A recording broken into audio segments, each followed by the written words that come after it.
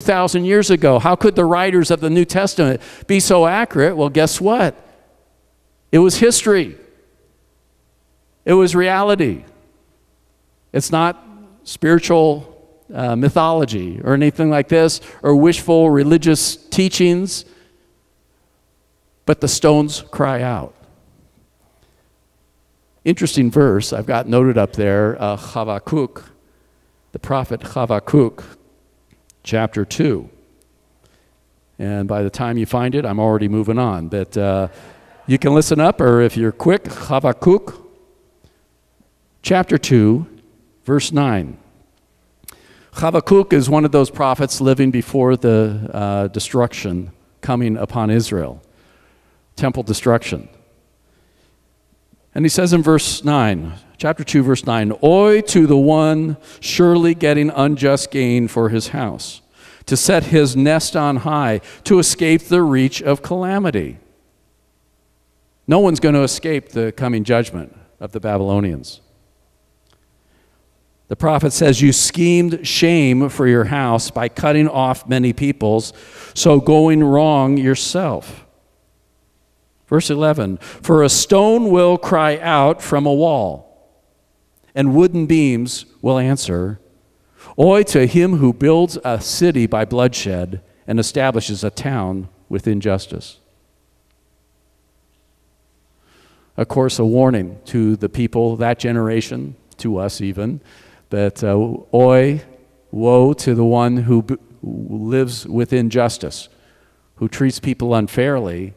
But did you catch that verse 11? He says, "For even the stones of the wall will cry out judgment." This has actually turned out to be a literal fulfillment of prophecy. Because even as we speak, there's still archaeologists digging through the rocks of Israel. And we see the burnt level of 586 BCE. I mean, the stones are there. The stones are crying out. Secular, non-religious archaeologists say, well, okay, I don't really believe the Bible, but I have to say, like the rabbi paraphrased, that the Bible's historical memory is accurate. But for those of us, I hope we get from this series of studies, I love the archaeology. Of course, been to Israel, leading study tours over 20 times, and we've been there so many times that it's amazing that it's the rocks right there. The Bible is really the only religious book that's tied to history.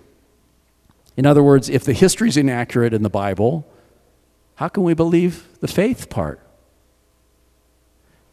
And vice versa. But it's one God who's over all of it. Shabbat Bereshit. In the beginning, God created the heavens and the earth. And it's a holistic approach within Judaism. It should be, anyway. It's not faith over here, religion over there, and we got science over here, and oh man, they don't even get close to connecting. No, guess what? They connect. And if they apparently seem to have problems, I have a feeling the problem is that science hasn't quite caught up to the Bible yet. Don't you?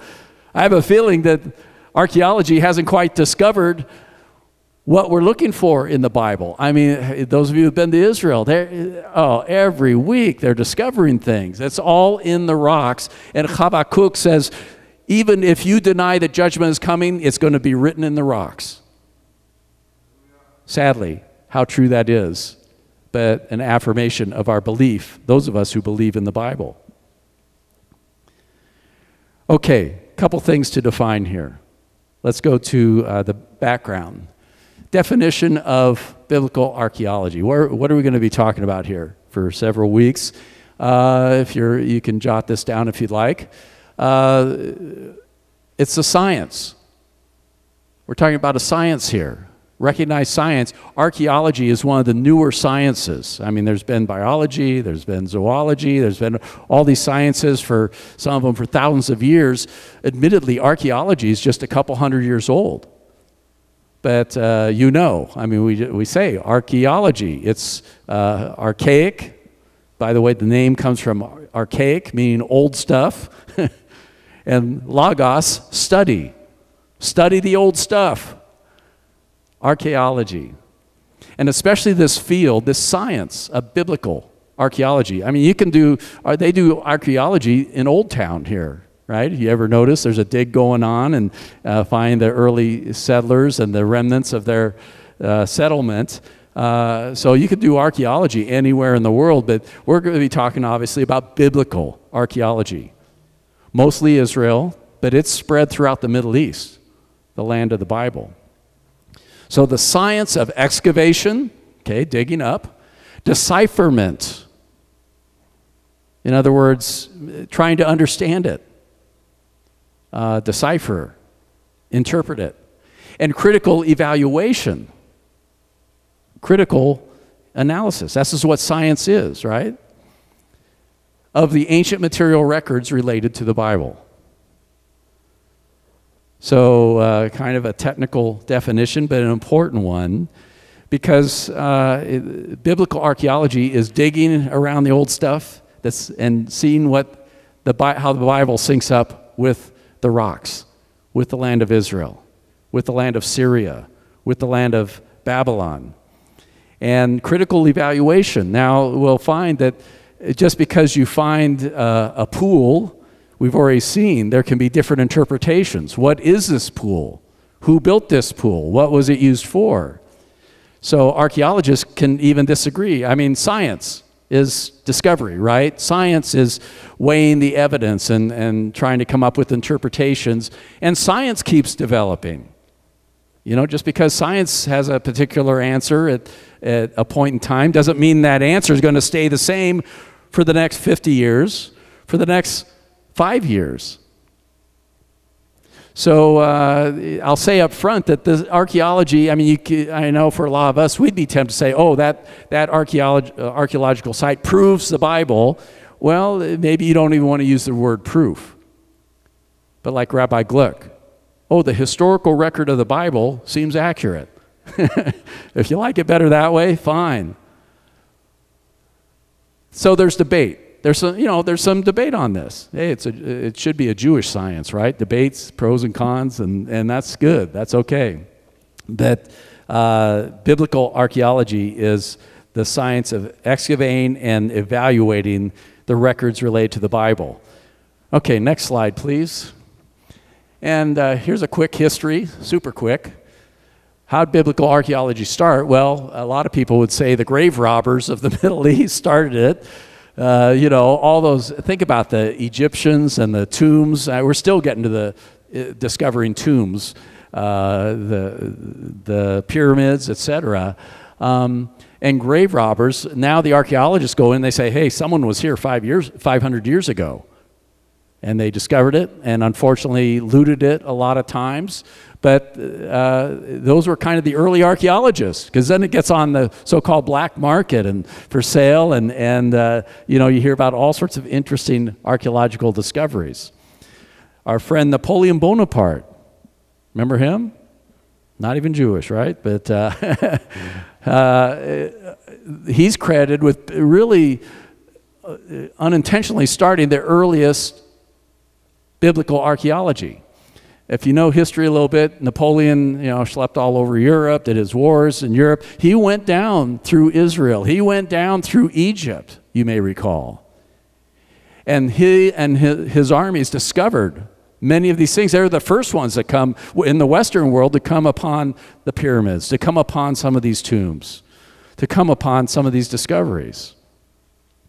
I quickly mentioned the British school, Kathleen Kenyon, American school. These are archaeologists of last century, but interesting thing is that the Middle East sat so desolate for so long, no one really cared. Europe was doing their inquisitions and crusades, and they were a little busy, and other peoples around the world. But what basically happened is that with the development of modern science, and especially in the Western cultures, like Britain, that the Western society got interested and said, hey, wait a second, it's 1798, and we haven't been to the Bible.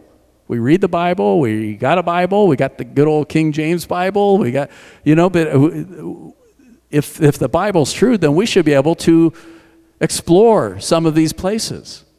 And we should make a concerted effort to discover. And again, that was really the birth of modern biblical archaeology. People like Kathleen Kenyon, the British school, William Albright, a name from the American school, people discovering, because our people, I'd say the Western society, the US of A, the UK, guess what? They're biblically based societies. There was no reason for Saudi Arabia to do biblical archaeology, right? No interest. Bible, Jewish book, are you kidding me? Don't even talk about it. But can you appreciate that it was actually Christians and maybe a couple Jews scattered in who said, you know what, we believe this Bible, and now we can go travel to the Middle East and dig around a little bit. Let's see what we find. And we've got some scientific developments that can help us. Napoleon. Okay, next slide, please. And just to list one, a couple more thoughts here, we'll wrap up. But you've heard of the Rosetta Stone? This is Napoleon's claim to fame. Hey, Rome, you'll like it. I'm using my pointer. There it is. Okay. High-tech rabbi. Okay, this is an actual photograph. Rosetta Stone. It's in the British Museum. We've seen it. Some of you have been there. By the way, with the British school, again, archaeologists coming, you may know that half of the Middle East is in England now. The British Museum is, what an amazing place. You can spend a week there and see all the biblical artifacts, for better or for worse. But again, in 1800, no one cared. The Arabs certainly didn't care. There was barely any Jews there. And so it was the British bringing back things like this Rosetta Stone to preserve it, still in the British Museum. And this was literally discovered by Napoleon, his armies, as they were, it was by this village of Rosetta, by the Nile River in Egypt, and digging around and say, whoa, this thing is not just a foundation stone, this has got some writing on it. And as noted here, the interesting thing is that the top layer is Egyptian hieroglyphics, word pictures, right? Middle section, you can see the divisions there, is, you'd probably call it cursive hieroglyphics, a more modern form of hieroglyphics. The bottom section caught their attention because they could read that. It's Koine Greek, common Greek, that, we know from literature. We know from the Bible. So think about this, that up until the discovery of Rosetta Stone, all of Egypt, even the discoveries, the tombs, the writings, the murals, no one could read them. Even the Egyptians couldn't read them. Hieroglyphics was a mysterious, unknown, I mean, you could take a guess, but they really didn't know what in the heck they were talking about.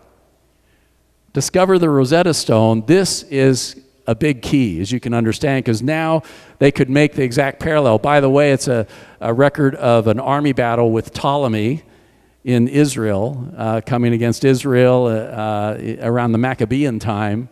And the cursive, and it's just what do you call interlinear, right? Parallel account. So they could tell what the hieroglyphics translate into and just open up Egyptology.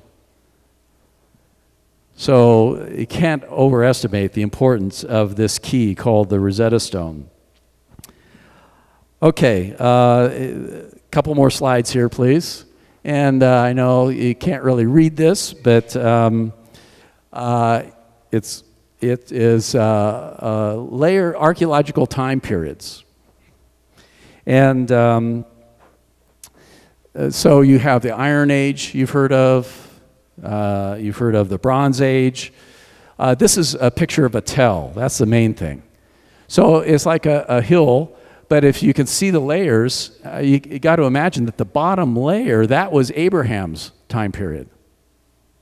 and villages were destroyed, storms, earthquakes, whatever, got covered up. And so the next layer would be a couple generations later, and you forgot, you didn't use, the first village was buried.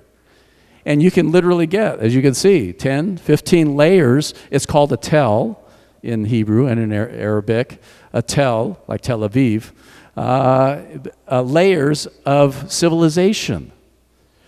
So this is where archaeologists can date what they find, when they find it, and what it belongs to. You can find the 586 BC layer, for example, and coincidentally, most of the things are burnt. Just a layer of charcoal. But that's perfectly what the Bible talks about. Okay, last slide, please. And just some words you may have heard. Cuneiform is ancient wedge-type writing before alphabets. Ostraca, writing on potsherds. These guys were the ultimate in recyclers, okay? You break a pot in your kitchen, you just don't throw it out. I mean, that becomes your Post-it note, right? And so in archaeology, they find these broken potsherds called ostraca that have some amazing things written on them, recorded on them. There's papyrus, which was a plant, in Egypt, and more for paper. So that wouldn't last too long. If you have paper, just like, paper we have today, okay, it can last a few years. But what really would last is parchment. And again, you can tell Jewish scrolls from any other scroll because Jewish scrolls are kosher. You don't use any other animal, but kosher cow parchment and lamb parchment, and it lasts, as you know from the Dead Sea Scrolls, 2,000 years in the right conditions. Tie it together with a final verse here today. 2 Timothy, you got it up there, 2 Timothy chapter 4. And Rabbi Shaul says something very interesting. 2 Timothy 4, he's in prison. He's the old rabbi. He himself knows he's probably not going to make it too long. He says something very interesting. 2 Timothy 4, verse 9. He says, "Do all you can, Timothy, to come to me quickly. For Demas has loved this world, has deserted me and gone to Thessalonica. Crescens has gone to Galatia, Titus to Dalmatia. Luke is the only one with me. Get Mark, bring him with you, for he is youthful for my service. I have sent Tychicus to Ephesus." Verse 13, "When you come, bring the cloak that I left with Carpus in Troas, along with the scrolls, and especially the parchments." Just a little verse that I don't know if you've noticed before, but again, Shaul in prison, not a good place. And he says, bring my cloak. The word used there is out.